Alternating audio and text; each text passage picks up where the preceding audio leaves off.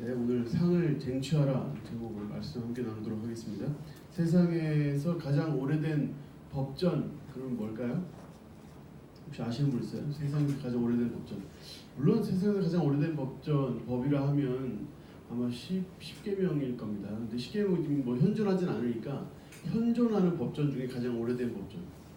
보통 함무라비 법전 얘기 많이 하거든요. 기원전 1792년 부터 1750년에 만들어져서 쓰여진 법전인데 바벨론을 통치한 함무라비 왕이 반포한 고대 바벨로니아 법전이죠. 근데 그 법전보다 3세기에 앞선 가장 오래된 성문화된 법전이 있더라고요. 저도 이번에 처음 알았는데 우르남무 법전이라고 들어봤어요? 우르남무 법전, 이런 법전이 있어요. 이 법전은 인류 최초의 성문법, 기원전 2100년, 그러니까 이 함무라비 법전보다 3세기 정도 앞서서 사용되었던 법전인데 수메르어로 되어 있고 점토판으로 되어 있대요.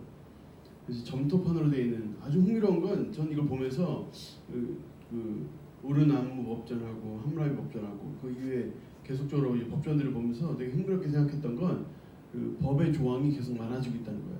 처음에 뭐 10계명이 뭐 처음 법전으로 본다 그러면 10개인데 그 다음에 우르남무 법전은 57개 조항으로 되어 있고 3세기 후에 만들어졌던 함무라비 법전은 282개 조항으로 되어 있어요. 그러니까 법이 처음에 만들어진 이후부터 계속 조항이 늘어나고 있는 거예요.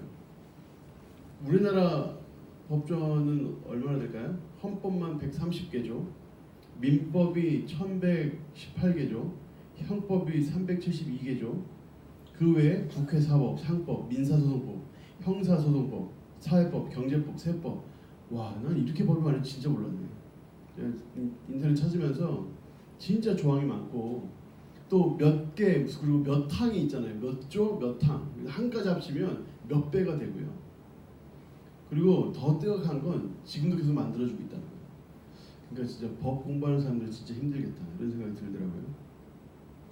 그래서 무슨 수를 세는 것 자체가 저는 전체 우리나라 법이 몇 개나 될까 세보려고 했는데 의미가 없더라고요. 그러니까 이렇게 법률이 계속 많아지고 있고 항이 늘어나고 조가 늘어나고 계속 늘어나고 있는데 이 법이 계속 늘어나고 있는 것을 사람들이 보고 뭐라고 얘기하냐면 법률이 발전하고 있다 이렇게 본다는 거예요. 법이 점점 더 다양해지고 있고 조항수가 늘어나고 있고. 그러니까 왜 이렇게 법들이 많이 필요할까요? 지금도 법이 계속 만들어지고 있고 계속 그럴 건데 왜 이렇게 법이 많아질까요? 사람들이 법 없이 못 살기 때문이에요. 사람이 법이 없으면 못 사니까. 법이 없으면 힘이 있는데 악한 사람들이 선한데 약한 사람들을 괴롭히기 때문에 그렇죠. 그래서 지금도 강한 자이면서도 약한 자들이 법망을 계속 피해가지고 선하면서도 약한 사람들을 힘들게 하니까 그리고 사회 전체를 어렵게 하니까 그런 것들을 막기 위해서 계속 법이 생긴다는 거예요. 그래서 법 없이도 살 사람이다, 법이 없어도 살 사람이다 이런 말이 결코 좋은 말이 아니라는 거예요. 법이 없어도 살 수 있는 사람은 악한 사람들이라는 거예요. 힘 있고 악한 사람들. 그러니까 법이 반드시 필요하다는 거예요. 약하고 선한 사람들을 위해서. 이런 게 바로 법의 기능인데 악한 행위를 근절하고 처벌하고 또 선한 행위를 치하하고 고치시키는 것, 이게 법이 하는 행위인데 오늘 말씀해 보니까 바로 그와 같은 역할을 딱 하고 있어요. 오늘 성경에 보면 어떻게 하면 상을 받고 어떻게 하면 상을 받지 못하는가 하는 사실에 대해서 말씀하고 있는데 먼저 우리가 이 하나님께서 약속하신 이 말씀들을 조항들을 살펴보기 전에 과연 상을 받기 위해서 선한 일을 행하는 것은 과연 옳은 일인가 이런 걸 한번 생각해 봐야 될 것 같아요. 상이 있기 때문에 선한 일을 하고 벌이 있기 때문에 선한 일을 하지 않고 그러니까 악한 일을 하지 않고 이런 것 자체가 불순하다고 볼 수도 있잖아요. 뭔가 보상을 바라고 선한 일을 한다 그러면 선한 일 자체보다는 보상을 바라는 마음이 크니까 그러니까 그 순수함이 떨어진다. 오히려 보상을 받고자 하는 욕심에 선한 행위를 하니까 그것은 옳지 않지 않냐? 뭐 이런 이야기죠. 또 죄를 짓지 않으려고 하는 순수한 마음보다 죄를 지으면 처벌을 받으니까 그래서 죄를 짓지 않는 것, 이건 좀 순수성이 떨어지는 거 아니냐? 그럼 맞는 말이겠죠. 뭔가를 이제 바라지 않고 선한 일을 하는 게 가장 순수하겠죠. 내가 이걸 해도 뭐 딱히 보상을 바라지 않고 이렇게 해야 순수하고, 실제로 선한 일을 하고도 보상받기를 난 당연한 일을 했을 뿐입니다, 이렇게 하는 게 훨씬 더 멋있어 보이는 게 사실이니까. 독일의 철학자 임마누엘 칸트도 상벌을 생각하지 말고 옳다는 이유만으로 옳은 일을 행해야 한다, 이렇게 이야기를 했죠. 이걸 절대 명령이라고 주장을 하면서, 하늘에는 별이 있고 내 마음엔 양심이 있다. 상이나 벌을 전혀 생각하지 않고 말 그대로 양심에 따라 하는 것, 바로 그것이 순수한 윤리고 순수한 삶이다, 이렇게 주장을 했고, 많은 사람들이 여기에 공감을 할 거예요. 그럼 우리가 누군가를 도울 때나 누군가를 위해 기도할 때나 할 때 이렇게 기도하면 하나님 상 주시겠지, 뭐 이런 식의 어떤 이런 마음을 가지고 하는 것이 상당히 불순하게 느껴지는 게 사실인 건 맞는 것 같아요. 누가복음 6장 35절에는 뭐라고 했냐면, 주님께서 오직 너희는 원수를 사랑하고 선대하며 아무것도 바라지 말고 꾸어주라, 이렇게 말씀하셨어요. 그러니까 주님도 우리에게 뭔가 보상을 바라지 말고 순수한 마음으로 누군가에게 선한 일을 행하기를 원하신다는 거죠. 그래서 사람에 대해서는 우리가 하나님 앞에서 순수하게 뭔가 보상을 바라지 않고 하는 것이 필요한 것 같아요. 그런데 그다음 바로 그다음 말씀에 뭐라고 얘기하냐면, 그러므로 그리하면 너희 상이 클 것이고, 이렇게 또 말씀하셔요. 그러니까 다른 사람에게 뭔가를 바라지 않고 순수한 마음으로 도와주면 하나님께서 너희에게 상을 주실 것이다, 또 그렇게 말씀을 하신단 말이죠. 그래서 우리가 이 말씀에서 우리가 배울 수 있는 건, 우리가 사람에 대해서는 순수한 마음으로 해야 돼요. 내가 이 사람을 돕고 이 사람에게 선한 일을 행하기 때문에 이 사람으로부터 내가 뭔가를 받을 수 있겠구나, 이렇게 생각하는 것은 불순한 거예요. 그런데 하나님에 대해서 그렇게 생각하는 것은 당연하다, 그건 하나님 원하시는 것이다 하는 거죠. 하나님은 우리에게 상을 주시겠다, 상을 주지 않겠다, 이런 말씀을 성경에 부지기수로 많이 하고 있거든요. 오늘 말씀도 보면 그 말씀을 계속 반복하고 있어요. 이렇게 하면 상 준다, 이렇게 하면 상 못 받는다. 그러니까 하나님께 상을 바라고 선한 일을 행하는 것은 하나님의 뜻이다 하는 거죠. 그래서 우리가 하나님 앞에서 하나님 말씀에 따라 살아가면서도, 내가 이 말씀대로 살아가면 하나님께서 나에게 복을 주시겠지 하는 기대를 가지고 또 주 앞에 선한 행위를 하고 순종하는 이런 삶을 사는 것은 하나님의 뜻입니다. 하나님께서 우리에게 원하시는 거예요. 이걸 전제로 하고 오늘 말씀을 보면 크게 이제 네 부분으로 나눌 수 있거든요. 일단 1절이 대원칙이에요. 이제부터 어떤 종교적인 행위 또는 선한 행위에 대해서 말씀하실 건데, 그 1절이 대원칙입니다. 대원칙을 열어보시면, 사람에게 보이려고 하지 말라. 사람에게 보이려고 하면 너희 아버지께서 상을 주지 않으신다. 이게 대원칙이에요. 이 원칙을 따라서 이제 2절부터 쭉 진행이 되는데, 2절부터 4절은 구제할 때 어떻게 해야 되는지 2절에서 4절, 또 5절에서 15절까지는 기도할 때, 또 16절 18절은 금식할 때, 이럴 때 어떠한 자세로 해야 될 것이냐, 어떻게 하는 것이 상을 받는 것이냐. 그래서 2절과 5절과 16절 여러분 보시면, 그들은 자기 상을 이미 받았느니라, 이런 말씀이 반복되고 있어요. 2절과 5절과 16절, 그죠? 그들은 자기 상을 이미 받았느니라. 또 4절과 6절과 18절에 은밀한 중에 보시는 너희 아버지께서 갚으시리라, 이렇게 말씀하고 있어요. 그럼 어떻게 하면 상을 받을 수 있는가? 일단 받지 못하는 것에 대해서 말씀하시는데, 그것은 사람에게 보이려고 하면 상을 받지 못한다는 겁니다. 자, 일단 2절부터 보시면, 2절에 구제할 때 외식하는 자와, 그러니까 외식하는 자라는 표현을 계속 쓰거든요. 외식하는 자가 되면 상을 받지 못한다. 여기서 외식하는 자라는 뜻은 연극한다는 뜻입니다. 1절에 보이려고 하는 것은 이제 보다라는 말의 수동태인데, 이 보다라는 말에서 극장이라는 어원이 나왔어요. 그러니까 다른 말로 하면 진실한 마음이 없이 사람들에게 보이려고 하는 행위, 이런 것을 주님은 연극으로 보신다, 위선으로 보신다 하는 거죠. 그래서 2절에 보면 나팔을 불지 말라 하는 말씀도 나오는데, 여기 나팔을 불지 말라는 말씀은 뭐냐면, 이때 당시 로마 정권 시대, 여러분 잘 아시겠지만 대도시라고 할 만한 곳에는 다 공통적으로 있는 하나의 중요한 건축물이 있었는데, 그게 뭐냐면 원형 경기장이에요. 그러니까 공연장이죠. 사람들이 쫙 원형으로 둘러싸가지고 거기에 무슨 어떤 격투기 시합이든 무슨 공연이든 연극이든 그런 것들을 사람들이 보는 게 그때 당시 문화였단 말이에요. 그러니까 그 문화 속에서 항상 있었던 일은 뭐냐면 나팔을 부는 거예요. 뭔가 공연이 있거나 뭔가 있으면 나팔을 길게 불어서 사람들이 모이게끔 하는 거예요. 그런 이미지를 딱 연결시키고 있어요. 그래서 연극하는 것, 뭔가 사람들에게 보이려고 하는 것, 이런 이미지를 보이면서 사람들이 남에게 보이려고 진심으로 하지 않고 그냥 남에게 보이려고 외식하면서 하는 것, 이런 것들의 어떤 행위를 꼬집고 있어요. 그런 사람은 상을 받지 못한다. 오른손이 하는 거 왼손이 모르게 하고, 은밀하게 하면 은밀한 중에 하나님 행하시는 것을 하나님 다 보시고 은밀한 중에 갚으신다. 기도도 마찬가지거든요. 기도도 외식하는 자라는 말이 또 반복이 되죠. 5절에 보면 너희는 기도할 때 외식하는 자와 같이 하지 말라. 여기서 기도에서 한번 꼭 짚고 넘어가고 싶은 게 있는데, 그게 뭐냐면 상이란 단어예요. 상이 뭐냐? 상이 뭐냐? 상이 여러 가지 개념들이 있을 수 있거든요. 뭐 예를 들어서 그 초등학교나 이런 어린아이들은 상을 줄 때에는 뭐 이 친구가 특별히 잘해서 막 많은 상을 준다기보다 이 친구가 조금만 잘해도 계속 잘하기를 바라면서 조금 잘했지만 많은 상을 주려고 그 애를 쓰잖아요.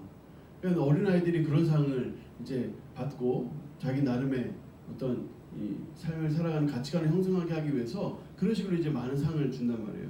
그런데 사실은 여기의 상은 그런 의미의 상은 아니에요. 그러니까 조금 했는데 10을 했는데 100을 준다거나 이런 식의 상은 아니에요. 그러니까 이후에 이제 말씀들을 보면 우리가 자연스럽게 알 수 있는데, 은밀한 중에 행하시는 그분께서 갚으신다. 그러니까 이것은 상이라는 뜻은 보상이라는 뜻에 가까워요. 그러니까 이 상은 사실 그러니까 품삯을 받는다 하잖아요. 그러니까 내가 일한 만큼의 이제 그 품삯을 받는 그런 느낌이 더 강해요. 그래서 이 상이 삭으로도, 이 헬라어를 보면 이 상이 삭으로도 번역이 되는데, 그러니까 내가 행한 만큼 갚으신다는 뜻이 강해요. 그러니까 이 기도라는 게 뭐예요? 앞에 뭐 구제도 마찬가지입니다만, 기도라는 게 뭐냐면 계속 쌓는 거예요. 내가 지금 오늘 기도하면 당장 내일 받는 건 아니지만 마치 적금 쌓듯이 계속 기도하면 그것이 쌓이고 쌓여서 그것이 기도 응답이라는 큰 보상으로 나에게 돌아오는 거예요. 하나의 그러니까 적금처럼 쌓여가지고 나도 모르는 사이에 큰 목돈이 나한테 돌아오는 거죠. 그렇게 이 기도를 그런 상을 바라면서 기도하는 거예요. 이것은 하나님의 뜻이라는 거예요. 그러니까 기도는 계속 하는 거예요. 꾸준히 하는 거예요. 남에게 보이려고 하는 것이 아니라 내가 하나님 앞에서 적금을 쌓는다 하는 마음으로 꾸준히 드리는 것. 그것이 바로 기도의 방법이에요. 그렇게 기도하면 하나님께서 그 기도의 목돈으로 응답하신다는 거예요. 그게 바로 보상, 상이라는 것의 의미예요. 그러니까 대신 기도할 때 실속 있게 기도해야 돼요. 중언부언하면 안 돼요. 했던 말 또 하고 했던 말 또 하고. 그러니까 반복하는 것이 틀렸다는 뜻이 아니에요. 항상 참신한 언어로 창의적으로 기도하라는 뜻이 아니에요. 여기서의 기도한다는 뜻은 아무 의미 없이 마음에 간절함도 없고 뜨거움도 없이 그냥 주저리 외우듯이 하는 거, 이런 중언부언하는 기도하지 말라는 거예요. 어떤 기도를 하냐? 같은 말을 반복하더라도 마음을 담고 정성을 담고 간절함을 담고 눈물을 담아 하나님께 드리는 기도, 그런 기도가 실속 있는 기도라는 거예요. 그러면서 주님은 주기도문을 소개하세요. 찬양하고 하나님의 뜻을 구하고 일용할 양식 같은 개인의 필요를 구하고 또 용서하기를 구하고 죄와 악으로부터의 구원을 구하고 찬양으로 마치는 기도. 이런 균형 잡힌 기도, 이런 실속 있는 기도, 이런 기도를 하나님께 드리라는 거예요. 그러면서 한 가지를 덧붙이는데, 주님이 주기도문을 쭉 말씀하시고 나서 주기도문을 하나하나 세세히 설명하지는 않으시는데 단 한 가지만 집중적으로 설명을 하셔요. 그게 뭐냐면 용서입니다. 용서. 용서하는 마음을 달라고 기도해야 돼요. 왜냐하면 사람과의 관계에 있어서 내가 막혀버리면 하나님도 어쩔 수 없는 거예요. 그래서 내가 용서하는 마음을 가져요. 내가 누군가를 용서하면 하나님께서 나도 용서하시고 또 사람과의 관계가 뚫리면 하나님과의 관계에서도 대로가 뚫리는 거예요. 그런 의미에서 용서해야 돼요. 그리고 이제 마지막 금식에 대한 말씀 나오는데 금식도 마찬가지예요. 억지로 하지 말라. 보이려고 하지 말라. 겉모습이 중요한 거 아니다. 마음이 중요한 것이다. 그래서 금식하면서 금식한 티 내지 말라는 거예요. 마음으로 금식하라는 거예요. 그러면 은밀한 중에 보시는 아버지께서 갚으신다는 거예요. 여러분 오늘 말씀의 전체적인 흐름이 뭡니까? 하나님께서 우리에게 상 주기를 원하셔요. 우리가 행한 일에 대해 보상하기를 기뻐하셔요. 그런데 주님께서 외식하지 말라는 거예요. 연극하지 말라는 거예요. 남에게 보이려고 하지 말라는 거예요.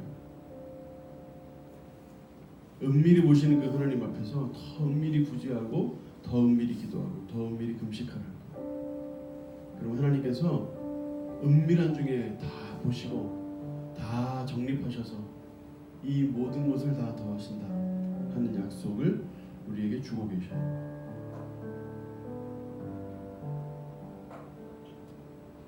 (1997년에) IMF가 터져서 가세가 많이 기울었었던 분의 이야기를 들을 기회가 최근에 있었어요. 서울에 있다가 대구로 내려왔대요. 뭐 직업도 없고 아무것도 없어요. 뭘 해야 될지도 모르겠고 이런 상황에서 아주 뿌리 깊은 불교 집안에서 자라셨는데 가까운 친척이 교회를 가자고 해서 교회를 처음 가셨대요. 그 교회는 뭐 아주 개척교회, 정말 시작한 지 얼마 안 된 교회, 그런 교회였는데 거기에서 사람들이 기도하는데 그런 기도가 너무 안 좋아 보이더라는 거예요. 설교도 하나도 안 들어오더라는 거예요. 응? 저렇게 설교하면 누가 듣나? 사실 나중에 알고 보니까 그 설교가 너무 좋은 설교였는데 자기 귀가 뭐에 씌었는지 그때는 하나도 안 들리더라는 거예요. 그런데 이 사람의 마음을 딱 바꾼 딱 계기가 있었는데 그게 뭐냐면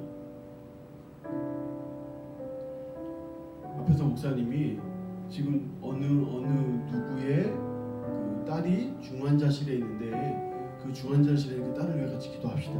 그래가지고 성도들이 다 기도하는데 성도들 한 반 정도가 눈물을 뚝뚝 흘리면서 기도를 하더라는 거예요.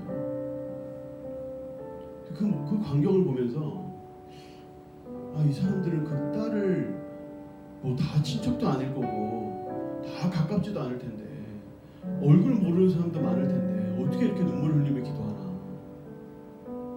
만약에 내가 어려움을 당해도 이 사람들은 나를 위해서 기도해 줄 수 있겠구나 이런 생각이 들더라는 거예요. 그들의 진실한 기도, 마음을 쏟는 기도를 옆에서 보면서 나도 이 사람들 사이에서 있고 싶다 하는 생각이 들더라는 거예요. 그래서 믿음을 가지기로 결정했다. 그때부터 이분이 한 건 뭐냐면 새벽 기도를 나오는 거예요. 그것도 매일 새벽 기도. 어떨 때는 일이 고돼서 밤새도록 일을 하고 막 3시, 4시에 끝나고도 버텼다가 새벽 기도 오는 거예요. 피곤하니까 꾹꾹 졸 수도 있잖아요. 그래도 새벽 기도 오는 거예요. 밤에 어디를 갔다가 뭐 거래처 관련해가지고 또 무슨 가족이 어떤 일 때문에 갔다가도 새벽에 밤 기차 타고 내려왔다. 새벽 기도 가려고. 근데 그렇게 기도하는 중에 하나님께서 약속의 말씀을 하나 주셨는데 그게 역대상 4장 10절이었대요. 유명한 야베스의 기도죠. 주께서 내게 복을 주시려거든 나의 지역을 넓히시고 주의 손으로 나를 도우사 나로 환난을 벗어나 내게 근심이 없게 하옵소서. 이 말씀 붙들고 간절히 기도했대요. 매일 새벽마다. 그 어려운 시절에 그 힘든 시기를 이 기도로 보낸 거예요. 그러고 나서 거의 20년 넘게 좀 지났는데 어떻게 됐을까요, 여러분? 말 사업이 번창하고 교회는 성장하고 교회가 성장할수록 또 사업이 번창할수록 이분 마음에는 이 사업 내 거 아니다, 하나님 것이다, 이런 마음이 마음속에 가득해서 어떻게든지 간에 은밀한 중에 구제하고 은밀한 중에 기도하고 은밀한 중에 금식하며 자기 자신을 다잡으려고 애를 많이 쓴다는 거예요.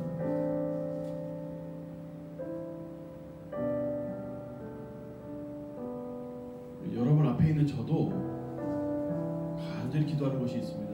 이런 것을 기도하는 중에 다 얘기할 수는 없지만, 그래서 얘기하려면 과거에 기도한 것밖에 사실 얘기하기가 사실 쉽지는 않은데, 제가 과거에 여러분 그런 거 있잖아요. 사람이 눈물을 흘리면 볼이 뜨거워, 눈물이 너무 뜨거워서 그런 눈물이 있잖아요. 뜨거운 눈물이라고 하죠. 뭔가를 위해 간절히 기도할 때 그런 눈물 흐를 때가 있어요. 내 피부가 느껴지는 뜨거운 기도, 뜨거운 눈물.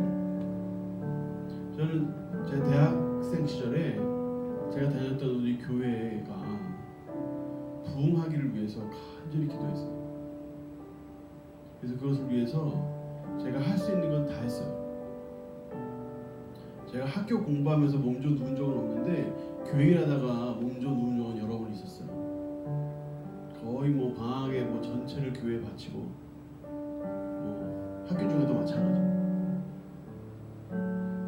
그렇게 제가 다녔던 교회를 위해서 헌신하고 또 헌신했어요.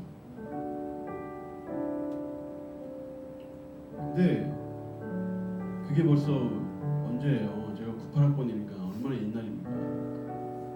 저는 그때 제가 누구한테 배운 것도 아니고 그냥 그런 마음이 들었어요. 그냥 교회가 잘 되면 좋겠다. 교회에서 헌신하는 내 몸이 아깝지 않은 그런 마음이 들었어요. 그냥 그런 마음이 들었어요. 그래서 잘하는 것도 없는데 하여튼 그렇게 기도했어요. 그냥. 근데 하나님 이후에 갚아주시더라고요. 필요한 것들로 갚아주시더라고요. 그래서 그때 참 어떨 때는 참 힘들고 그랬는데 그때 시절이 안 아까워요. 하나님께서 더 넘치는 것으로 베풀어 주셨거든요. 그럼 우리가 은밀한 중에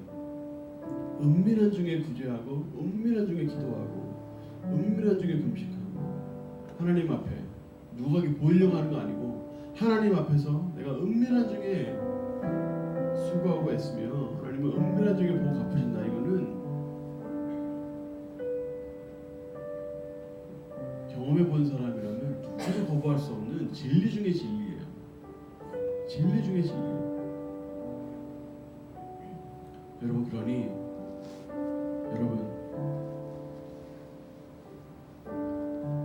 은밀한 중에 보시는 하나님 앞에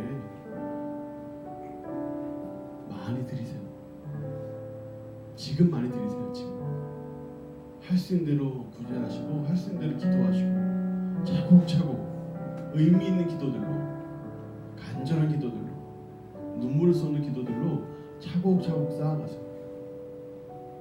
그러면 하나님께서 그거 다 어디다 떠나 안 보내시고 다 담으셨다가 여러분에게 쏟아부어 주실 거예요. 여러분 중에 참 특히 이 새벽에, 요즘 날도 춥죠. 얼마 전에 특세도 끝났죠. 사실 지칠 만큼 지칠 이때에 이 새벽을 와서 지키신 여러분들이 저 너무너무 감사하고 기특한데, 여러분들의 기도가 어디 땅에 안 떨어지고 다 정립되고 다 쌓여서 놀랍게 응답되는 그때, 그 새벽마다 나와서 기도하는 그것이 아깝지 않구나, 하나님이 넘치도록 부으시는구나 하는 것을 체험하는 그런 귀하고 놀라운 복이 여러분에게 있기를 간절히 축원합니다. 우리 한번 같이